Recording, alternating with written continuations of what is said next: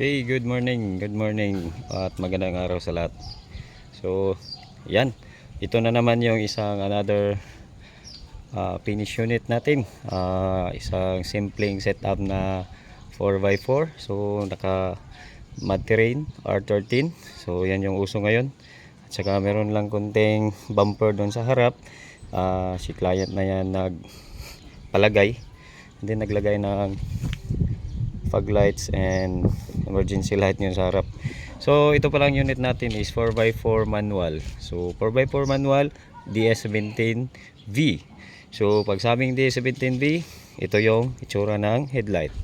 So meron yang mga DS17 Wigon ordinary, same ng headlight niyan. So itong unit natin is naka lift up na ng 2 inches.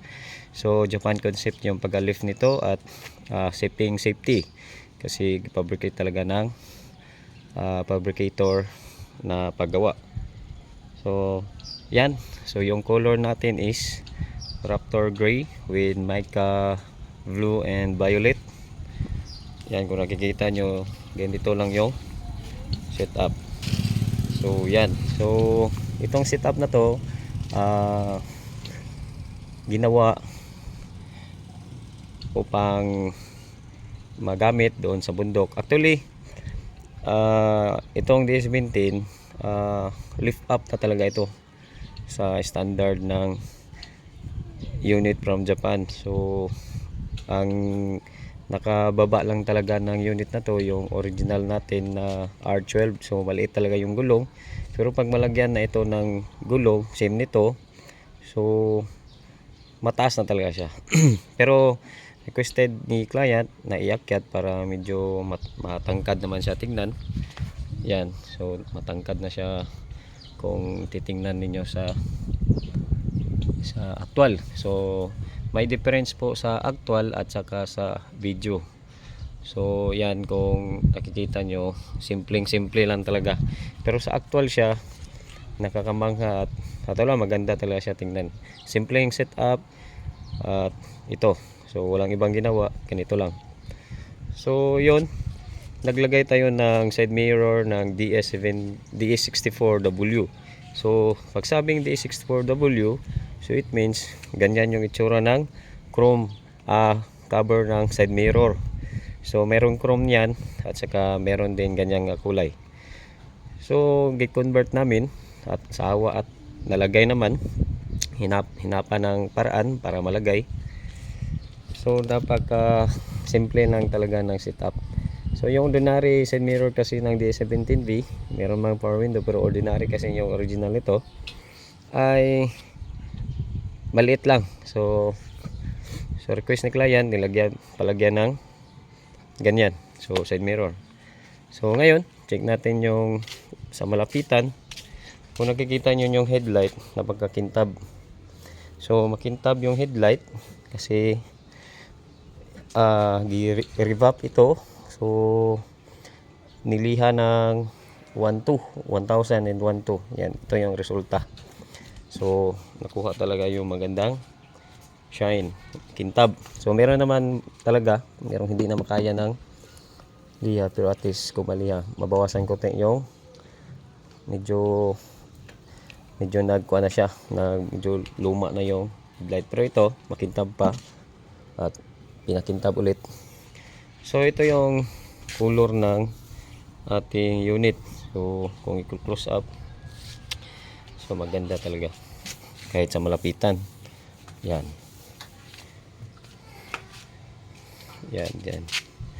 So dito, yan. So ganda. So ito nilagyan ng LED. So bagay-bagay sa kanyang setup concept. And then R13, yan, ito yung uso kasi ngayon. So may kakaibahan na talaga ito itakbo sa highway sa ganitong gulong. Yan, ito si client na nagpalagay sa bumper. Yan, so ganda. So dito yung importante talaga. Yan.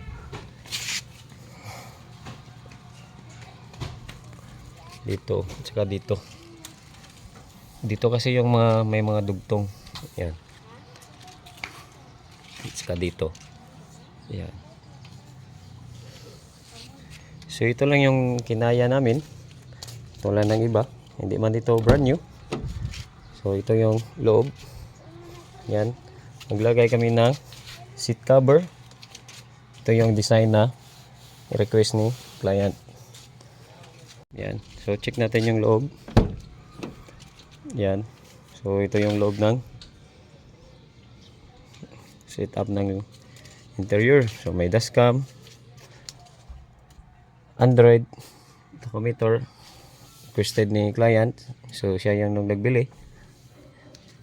So yan. So nilinis na ito. Ito lang talaga yung nakayanan na linis. So wala nang iba. And then yan.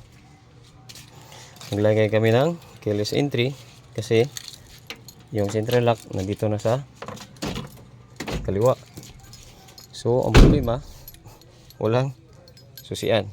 So kailangan mag keyless entry. Yan. Ganyan. Yan. So sa mga D17V nga walang ganitong susian dito, kailangan talaga mag keyless. So yan yung katotohanan kasi yung unit na to is nasa right side, yung driver original. And then may upgrade pala kami sa itong concept ng D17V tuli sa mga naka street seat. So ito yung ginawa namin para malagyan ng headrest. So ito.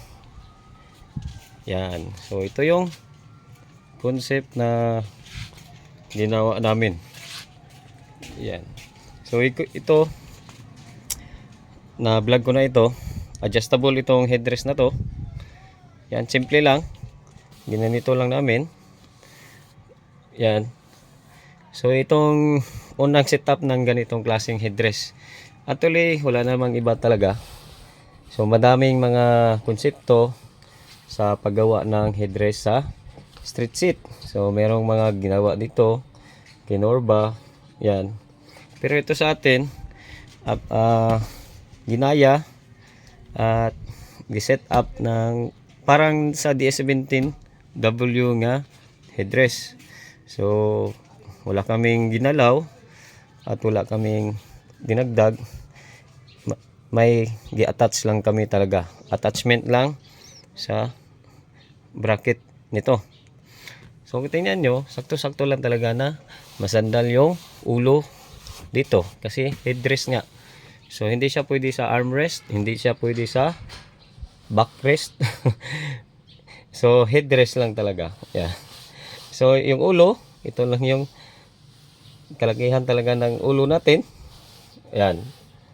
So kung sa akin lang, simpleng-simple lang talaga yung concept niya. So wala nang iba. So try natin iakyat. Yan. May adjuster ito sa taas. Pero kailangan ng yan. Pwede siya adjust. Yan. Pwede siya ibaba. So yan lang. So may lock yan sa likod, may bolt yan para mag-stop siya doon. Actually wala man tayong switch or pipindutin na parang ball at saka may spring. Ito lang bolt type. So nilagay namin dito. Yan. Yan, bolt type yan. Adjuster lock lang yan para hindi kung mag-adjust. Yan. Hindi man ito pang company, pang backyard setup fabrication lang. At least nahanapan ng paraan ano yung sistema at malagyan ng headrest. Yan. Setup nyo lang. Yan. So, yan. So, sukat na sukat ito sa ulo or sa height ng isang pasahero dito sa likod at hindi siya mahirapan kung mag-travel ng malayo. Yan. Ayos. Tatlong ulo. Ibig sabihin kung tatlong ulo, tatlong tao din. So, sila na bahala. Pagkasyahin nila yung katawan nila dyan.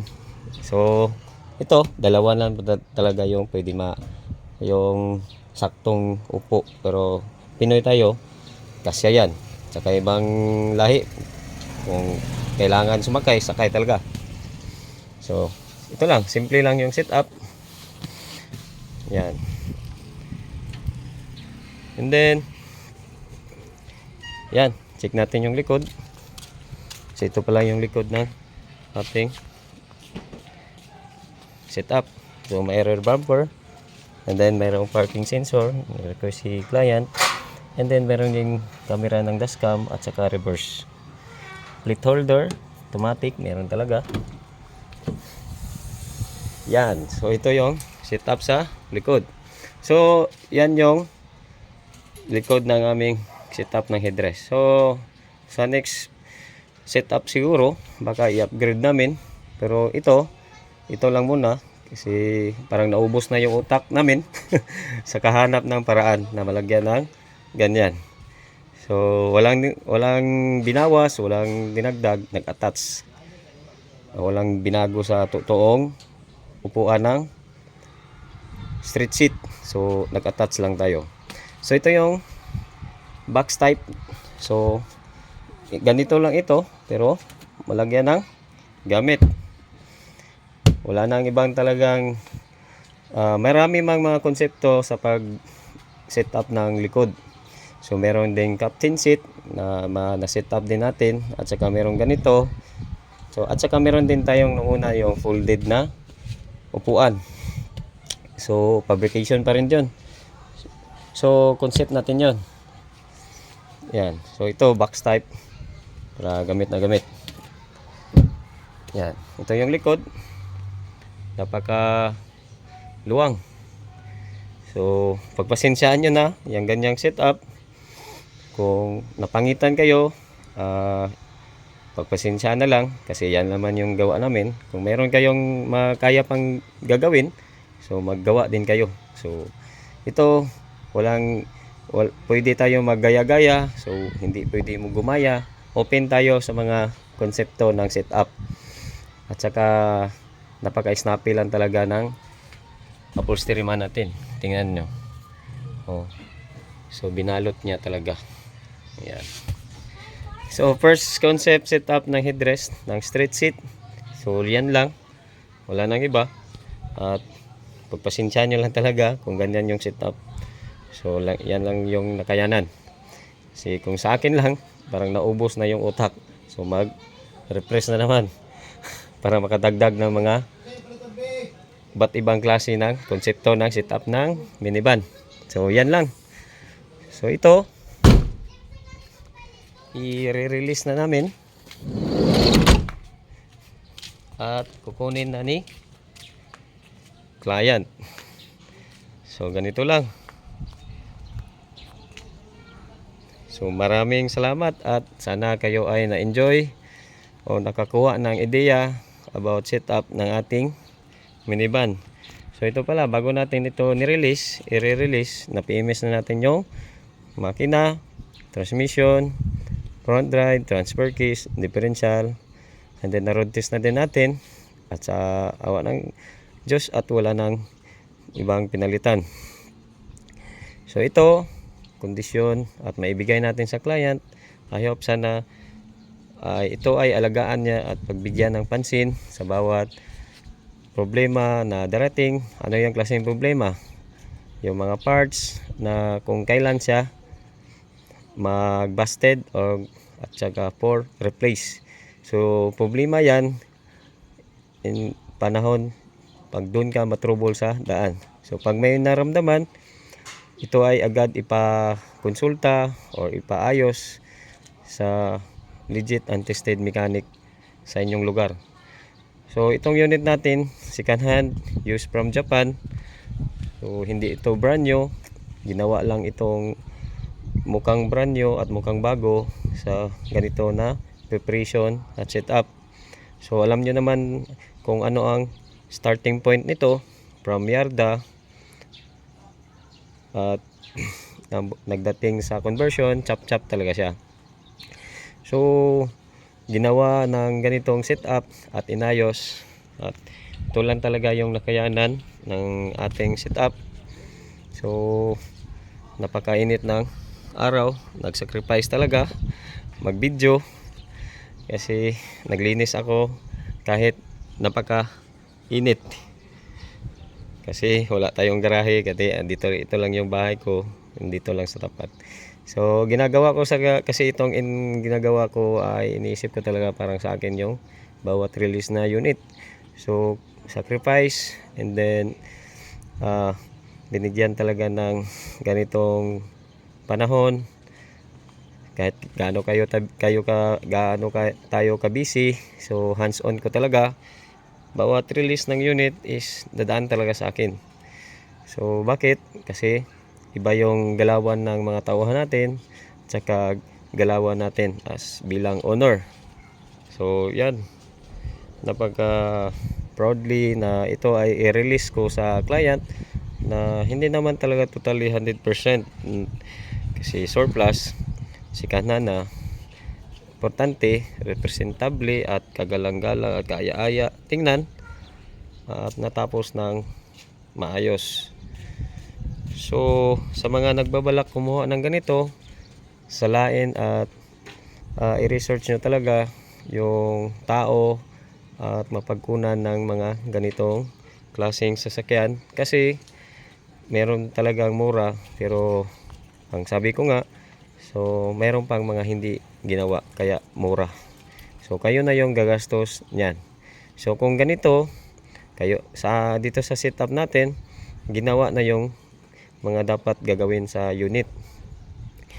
And then after nito ma-receive ni client, siya na yung bahala mag-maintain ng sasakyan niya, kasi siya naman talaga yung gumagamit. So hindi natin alam kung paano siya gumamit, kaya kayong mga owner na mga minivan, personally use nyo itong sasakyan na to, kayo yung araw-araw na gumagamit, alagaan ninyo at ito ay magbigay talaga ng masaya at sigla kapag alagaan ninyo ang inyong personal na sasakyan. So sa akin, kahit hindi ito sa akin, ay iniisip ko na parang sa akin.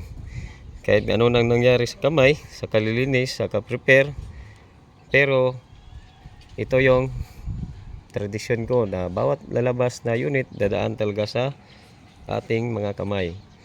So kung may mga problema man, hindi talaga natin expected, kung mayroong mga problem, tumawag at manghingi ng advice. Wag lang yung manghingi ka ng advice at may galit na porsyon. So wag, tumawag ka ng maayos at magtanong kung anong dapat gawin, at wag idaan sa mga galit. Kahit sino may yung mga dealer na kunan ninyo, wag yung pagalitan. Pag-usapan ay kasi may dandamin din yan na masasaktan din, at saka hindi lang napansin at yan nangyari sa inyo. So pag-usapan nyo na lang, at gaya sa akin, gusto ko lang mag-usap ng maayos, wag idaan sa galit. Kasi sasakyan depende talaga sa prepare ng setup ng unit. So yun, congratulations sa may-ari ng unit na to. Ito ay na-prepare at naayos na din. Kung may mga kunting problema, tumawag at kumonsulta, or open man tayo sa ating phone, text or messenger. Kung hindi makasagot sa tawag, mag-text para ma-replyan. So yun, wala nang iba. At may dadag si client na roof rack, so siya na lang daw maglagay kasi andun sa bahay niya. So yan, congratulations sa iyo sir. At ito'y iyo na, ibibigay ko na sa iyo. So yung mga sumusunod na mga client andun sa shop, so darating din yung time na kayo na din yung maging situation na ibablog ko na naman yung sasakyan ninyo. So tiyaga lang talaga, huwag magmadali, kasi para lahat naman talaga ng ginagawa ng team ko is hindi yan para sa amin, para yan sa inyong sarili, sa inyong sasakyan, para yan sa inyo. So lahat ng sacrifice ginagawa namin para sa inyo. Yan. So advice, huwag magmadali, maging mahinahon, at maging kalmado. So huwag sobrang excited kasi wala talagang magandang resulta sa mga ganitong sasakyan kung ikaw ay nagmamadali. So nasa huli talaga yung pagsisisi. Dahil sa iyong pagmamadali, yan yung mapapala.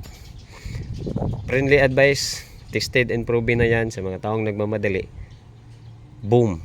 Yun, may mangyayari talaga. Prangka to prangka, walang paligoy-ligoy.